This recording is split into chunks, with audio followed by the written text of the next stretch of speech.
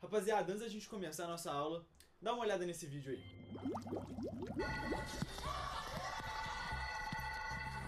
Nossa! Merda! Atenção! Isso rolou no BBB desse ano, quando tocou lá o Big Fone, né? E o Pyong foi atender, só que o Patrick saiu atrás dele, mas passou por cima do Pyong e conseguiu atender o telefone antes do Pyong. A minha pergunta é, o que isso tem a ver com a aula de hoje? E a resposta é tudo. Fica aí que eu já te explico. Fala galera, bom dia, boa tarde, boa noite, sejam bem-vindos à aula 4 do módulo de mecânica aqui do Solidário. Hoje a gente vai falar sobre velocidade relativa, né? E é um assunto muito interessante porque é uma forma diferente de enxergar o mundo. No início eu já vou adiantar, você vai achar que a gente está complicando tudo, mas no final você vai falar, bicho, como ninguém me contou isso antes, é uma coisa que facilita 1000 vezes os exercícios que a gente vai trabalhar aqui hoje. Bom, e eu começo essa aula aqui com uma pergunta. Você tá parado?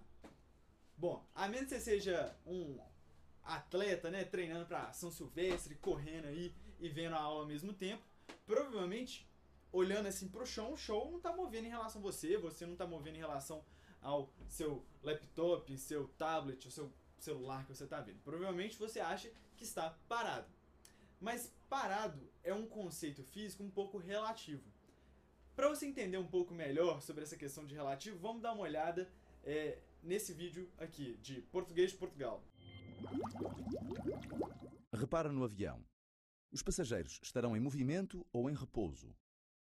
Para o sabermos, é necessário primeiro definir o referencial. O referencial é um ponto ou sistema de pontos que serve de referência e em relação ao qual se descreve o movimento de um corpo. Se o referencial escolhido for o avião, os passageiros que se encontram sentados não alteram a sua posição ao longo do tempo. Dizemos então que os passageiros estão em repouso relativamente ao avião. Mas, no caso de se escolher um ponto da superfície terrestre como referencial, ao longo do tempo, a posição dos passageiros varia. Neste caso, encontram-se em movimento relativamente à superfície terrestre. Um corpo pode, assim, estar simultaneamente em repouso e em movimento, dependendo do referencial escolhido. Conclui-se, portanto, que o movimento e o repouso são conceitos relativos. Bom, a gente viu que em um avião, as pessoas que estão dentro do avião, se elas olharem para as coisas dentro do avião, as coisas dentro do avião estão paradas. Se olhar para a janela, né, a borda da janela não move.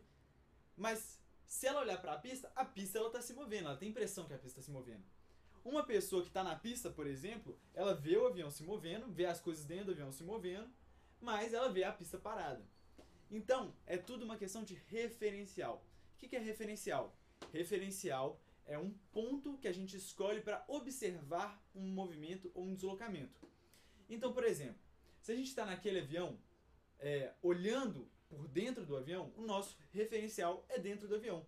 A gente vai ver as coisas que não se movem, né, que nem se aproximam e nem se afastam do avião, a gente vai ver parada. E as coisas que se aproximam ou se afastam, como por exemplo a pista, a gente vai ver em movimento. Isso rola, por exemplo, quando a gente está no carro. Quando você olha para fora do carro, você vai ver a borda da sua janela parada, você vai ver o seu banco parado, o celular que você está mexendo parado, mas se você olha para fora da janela, você vai ver tudo mexendo. A árvore veio para cá e passou, o outro carro veio para cá e passou. Então, isso tudo depende de onde você está vendo. Até agora, eu perguntei, você está parado? Você pode pensar, tô parado, olhei pro chão, realmente não estou me movendo nem para a direita, nem para a esquerda, eu não estou nem me aproximando, nem me afastando aqui do chão, então estou parado. Aí que vem a questão do referencial. Se seu referencial é o chão, então realmente você está parado, você não está nem se aproximando e nem se afastando do chão. Agora, se seu referencial, por exemplo, o Sol, sim, você está se movimentando, porque a partir do Sol a Terra está se movimentando e você está se movimentando junto com a Terra. Thiago, que bobagem, então você está só complicando o jeito como a gente vê física. Para que eu vou observar alguma coisa, enfim, em movimento e tal, a partir de um ponto em movimento, para que eu vou fazer isso? Esse jeito diferentão aí de observar o mundo, ele é especialmente útil nas questões de cinemática, que a gente vai tratar de dois objetos se movendo. Então, dois carros estão em pontos diferentes da pista, eles vão ultrapassar, ou sei lá, dois atletas, eles estão participando de uma corrida, será que um vai ultrapassar outro? Então, quando a gente tem essa questão de dois objetos se movendo, né, um atleta e outro, um carro e outro, um ônibus e outro, um trem e outro, a gente mexe com o movimento relativo. Então dá uma olhada, por exemplo, nesse exercício de agora. A gente tem um trem de 200 metros indo para a esquerda, né, da direita para a esquerda, a 10 metros por segundo. A gente tem outro trem de 100 metros de comprimento indo da esquerda para a direita a 20 metros por segundo. A pergunta da questão é a seguinte: quanto tempo esses dois trens vão demorar para se cruzar? Tem várias formas de a gente fazer isso. A gente pode ir contando as duas velocidades ao mesmo tempo. Então a gente faz um sistema, alguma coisa do tipo, né? Só que o negócio fica difícil, porque, primeiro, eles estão em velocidades diferentes. Segundo, a gente tem que andar, andou um pouquinho aqui, andou um pouquinho aqui, andou um pouquinho. Então assim, fica muito complicado. Bom, galera, e como que eu posso usar velocidade relativa para resolver esse problema aqui? Pensa comigo. Esses dois trens estão em velocidades opostas. E o que acontece com a velocidade de aproximação quando eles estão opostos? Bom, pensa comigo. Quando você está, por exemplo, num carro dirigindo, você vê um carro aproximando assim na sua frente, ele está numa velocidade ok. Ele passa do seu lado, quando você vê ele pela janela do lado do carro, parece que aquele carro passou uma velocidade absurdamente rápida. Parece que você está dirigindo ali na estrada e aquele carro passa assim, vum, como um flash. Por que isso aconteceu? Porque você está vendo a velocidade relativa, ou seja, você está vendo o seu carro parado e você está vendo o outro carro com a velocidade que ele está vindo, mais a velocidade que você está indo. Então, quando a gente tem dois corpos se aproximando, para a gente achar a velocidade relativa de um por outro, a gente pega o nosso referencial mais a velocidade do ponto que a gente está observando. Então, por exemplo, se eu quero parar o ponto vermelho, eu somo 10, que é a velocidade dele, mais 20. Se eu quero parar o ponto azul, eu somo 20 mais 10. Na adição, isso não tem problema. Então, quando os dois estão na velocidade contrária, você vai ver que não importa qual que você pega, a velocidade de aproximação, né, sempre vai ser a mesma. Mas por que a gente pode usar isso, né? Bom, pensa comigo. Apesar da gente estar meio ignorando a estrada, né, em que ponto da estrada ele está, porque a gente está vendo só a velocidade de aproximação, ou seja, a gente está considerando com que velocidade isso aqui aproxima disso aqui. Mas a gente não está ligando muito para a estrada. Então, isso realmente, a posição da estrada, a gente não consegue inferir agora. Mas tem uma coisa que passa igual para todo mundo, que é o tempo. E por que isso é interessante? Pensa comigo. Olha, se a gente sabe que eles têm sentidos opostos, então a gente vai somar essas duas velocidades no movimento relativo. Porque a gente está observando de um ponto e estamos tendo que compensar a velocidade nesse aqui. Então a gente está vendo com que velocidade eles se aproximam. Por isso que a velocidade relativa também é chamada de velocidade de aproximação, porque você está considerando dois pontos, né, e com que velocidade eles se aproximam. Então dá uma olhada. A gente sabe, né, que na velocidade relativa, se os dois estão em sentidos opostos, a gente soma. Então é 10 metros por segundo, né, que é a velocidade do nosso referencial, mais 20 metros por segundo, que é a velocidade do nosso ponto. Então a gente tem que a velocidade relativa é igual a 30 metros por segundo. Show demais! Mas e aí? Se a gente sabe que a velocidade relativa é 30 metros por segundo, dá para inferir alguma coisa. Olha, qual que é o deslocamento que eles vão ter, né, que percorrer para fazer a ultrapassagem? Bom, o que é uma ultrapassagem? Você está aqui, ó, frente com frente, você vai ter que passar tudo e ficar bundinha com bundinha. Ó, já que a gente parou o vermelho, vamos considerar só a trajetória do azul, que vai ser a trajetória total. Ó, o azul, ele tá frente a frente, né, colado ali o para-choque. Não sei se chama isso em trem, mas foda-se. Qual que vai ser a distância até essa frente do azul chegar na bundinha do vermelho? Bom, é o tamanho do vermelho, 200. Só que pensa comigo, aí tá aqui, ó, com a frente, né, na bundinha do vermelho. Só que tem que ficar bundinha com bundinha. Então o que acontece, ó? Então é o tamanho do vermelho, né, pra chegar até a frente. E aí, pra chegar a bundinha, é o tamanho do azul, porque ele vai atravessar aqui e vai ficar sobrando aqui no final. Então a distância que ele vai percorrer é a soma do tamanho dos dois trens, que é 200 mais 100. Então a gente sabe que a distância é igual a 300 metros. Bom, tem uma distância e tem uma velocidade relativa, dá pra calcular agora o tempo. Dá uma olhada. D é igual a VT, vimos aula passada. Distância, 300 metros. Velocidade, 30 metros por segundo. Tempo, a gente só dividir. Então, ó, aqui é 30 metros.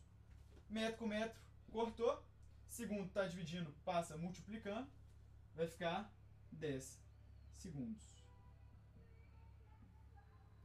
Então a gente sabe que o tempo que eles vão demorar para fazer esse cruzamento é 30 segundos.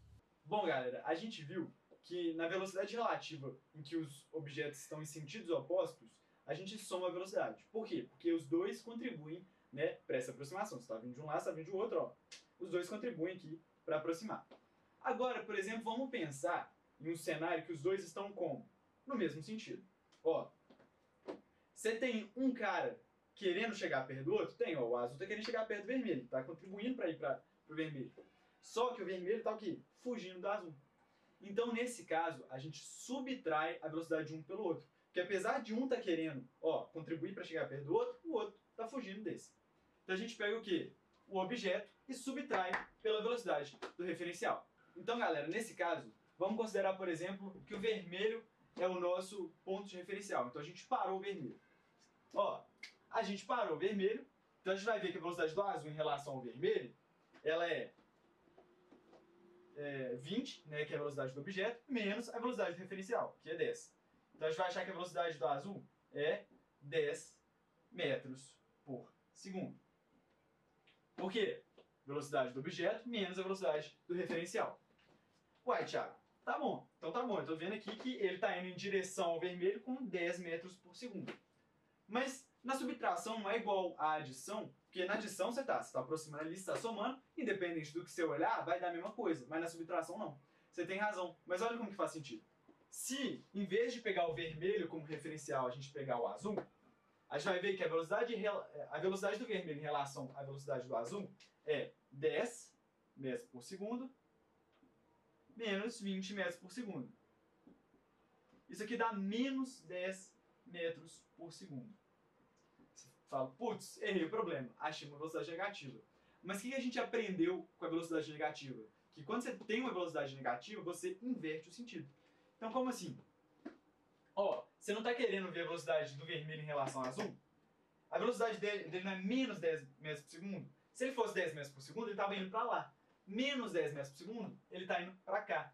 Ou seja, como ele está com uma velocidade menor do que a velocidade do objeto de trás, ele está se aproximando. Então o quê? Quem estiver aqui atrás vai ver o trem vermelho aproximando, porque é velocidade negativa e ele está diminuindo a distância em relação ao objeto azul. Ah, legal, mas em quanto tempo eles vão se cruzar?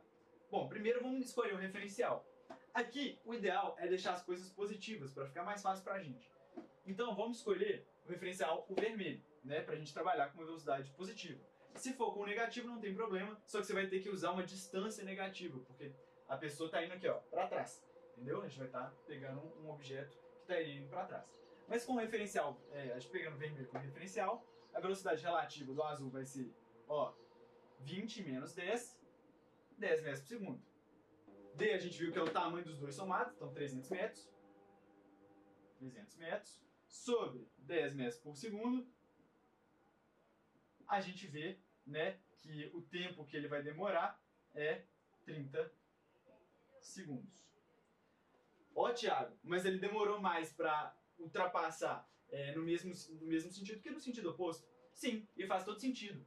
Lembre comigo, no sentido oposto eles estão contribuindo para se ultrapassarem e no outro um está fugindo e o outro persegue. Então essa ultrapassagem demora muito mais. Galera, então resumindo o que a gente viu até agora. Em objetos que têm o sentido oposto, a gente vai somar a velocidade do objeto mais a velocidade do referencial. Então a gente vai ter uma velocidade relativa que é a soma desses dois.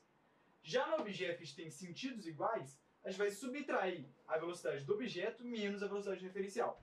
Então é muito importante você primeiro escolhe o referencial. O que é o referencial? O lugar que você vai deixar parado, né, que você vai considerar que está parado, e o outro objeto vai estar lá em movimento. Então, bota sempre primeiro na operação o objeto está em movimento. Porque aí eu não sei qual que soma, qual que subtrai. Então assim, pensa, bota sempre independente, bota sempre a velocidade do objeto menos a velocidade do referencial. Porque aí você vê se o objeto que você está analisando está afastando do referencial, se a velocidade for positiva, ou se ele está aproximando se a velocidade for negativa. Tá, bacana. A gente aprendeu como que a gente analisa o tempo, né? Quanto tempo dura uma ultrapassagem, em que momento vai rolar uma ultrapassagem. Mas e se o problema perguntar, em que ponto vai rolar essa ultrapassagem? Galera, a gente aprendeu até agora que a gente pode relativizar a posição dos objetos. A gente não precisa pegar uma relação, né? A gente precisa pegar um referencial, que é, por exemplo, o chão. A gente pode parar um objeto que está em movimento e botar todo o movimento em um outro objeto para ficar mais fácil da gente analisar. Mas tem uma coisa que é comum entre todos os cenários de observação, que é o tempo. Independente de onde que você observa, o tempo vai ser o mesmo. Mas por que eu estou falando isso? Imagine se, por exemplo, uma questão vira e pergunta assim para você. Legal, você tem um carro, né, dois carros em pontos opostos numa pista, eles andam a uma velocidade x, e em que ponto dessa pista que eles vão se encontrar? Aí você fala, ferrou, eu sei que momento que eles vão se encontrar, mas e o ponto? Então vamos fazer um exercício assim para a gente ver como que a gente procede nesses momentos. Então, galera, vamos pensar numa pista, né, de uma estrada, alguma coisa do tipo. Essa pista tem um comprimento de 40 km. De um lado, a gente tem um objeto indo a 40 km por hora, e do outro a gente tem um objeto, né, um carro, por exemplo, indo a 60 km por hora no sentido oposto.